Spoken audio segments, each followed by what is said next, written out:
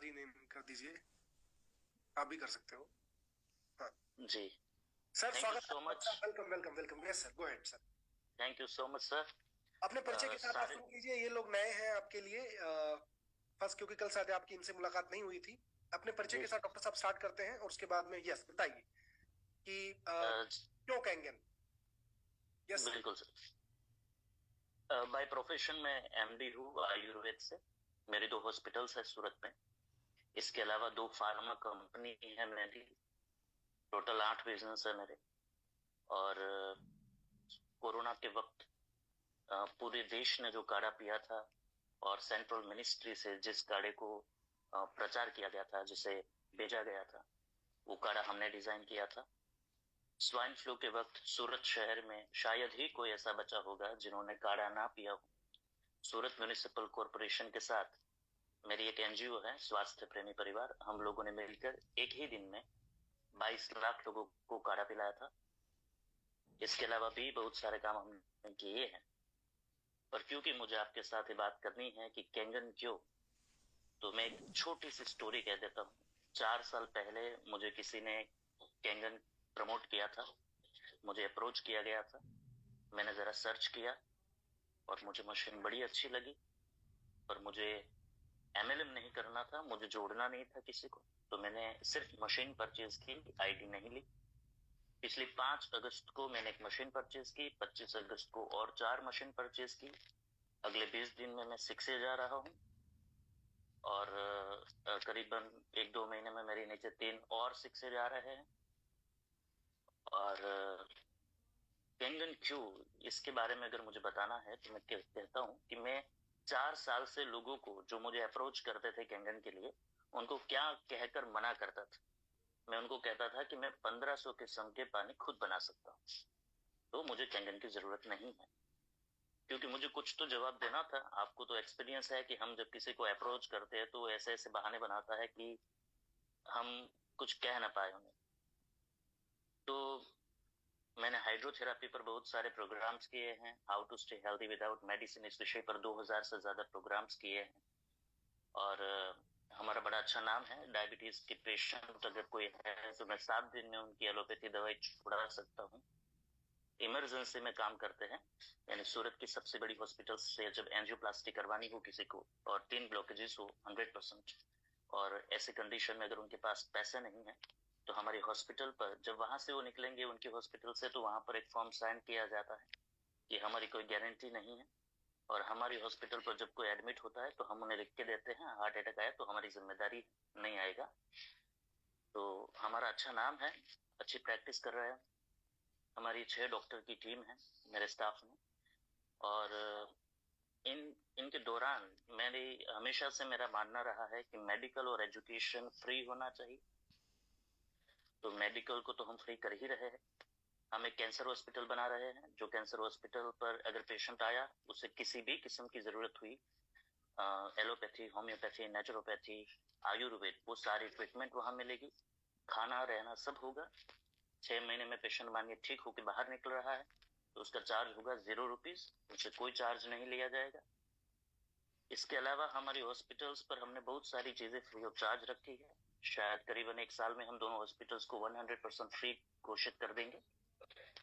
बाकी सारे बिजनेस मैंने इसीलिए शुरू किए थे क्योंकि मैं मेडिकल को फ्री करना चाहता था, मेरी हॉस्पिटल्स को फ्री करना चाहता था। दूसरी बात है एजुकेशन की। तो मैं ये सारी चीजें गौरवान्वित महसूस करने के लिए या वो खुद अपनी बड़ाई करने के लिए नहीं बता रहा। मैं सिर्फ ये बताना चाह रहा हूँ कि आगे जो मैं बता रहा हूँ उसकी ऑथेंटिसिटी आपको पता चले कि जो कह रहा है वो ठीक भी है कि नहीं। Perfect perfect, that is most important. मेरी एक बच्ची है।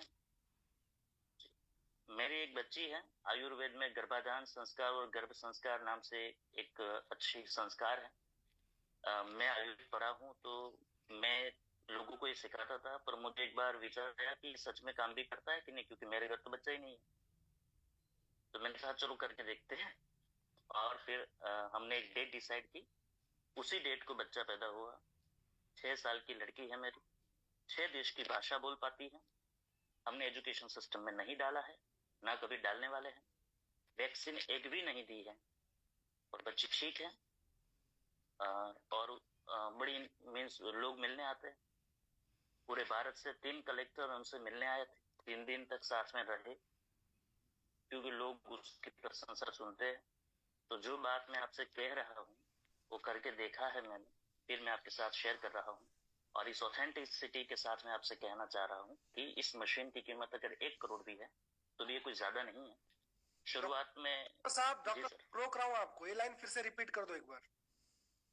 जी सर, ये मशीन जो है इसकी कीमत अगर 1 करोड़ भी है तो ज्यादा नहीं है। और ये बिल्कुल जरूरी नहीं है कि मेरे पास पैसे नहीं है तो मैं कैसे परचेज करूं। डॉक्टर कुछ साहब, चीजें ऐसी होती है। अब मैं रोक रहा हूँ आप फिर जी से सर, अभी जी जितने सर, भी बैठे हुए हो, एक बार जरा आप डॉक्टर साहब के साथ मेरे साथ बोलो, मैं 1 2 3 बोलूंगा कि अगर ये मशीन 1 करोड़ रुपए की होती तो भी ज्यादा नहीं थी। मैं 1 2 3 बोलूंगा, सब लोग मेरे साथ एक साथ बोलेंगे। क्यों? मैं फिर से बात कर रहा हूं कन्विक्शन की। 1 2 3 गो।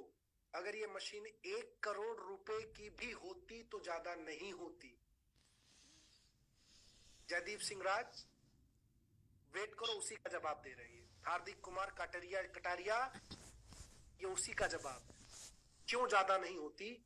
क्योंकि सिंपल सा जवाब है, इसीलिए क्योंकि तुम 322 करोड़ के हो। तुम 322 करोड़ के हो।